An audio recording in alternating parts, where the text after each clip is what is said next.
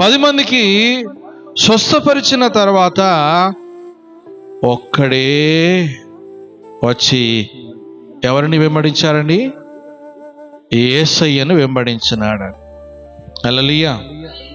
మనము చదువుకున్న లేఖనములో ఈ దినాన్న క్రీస్తును కలిగిన మనము, క్రీస్తును తెలుసుకున్న మనము ఆయనను, దేవుని ఏ విధంగా మహిమపరచగలుగుతున్నాం?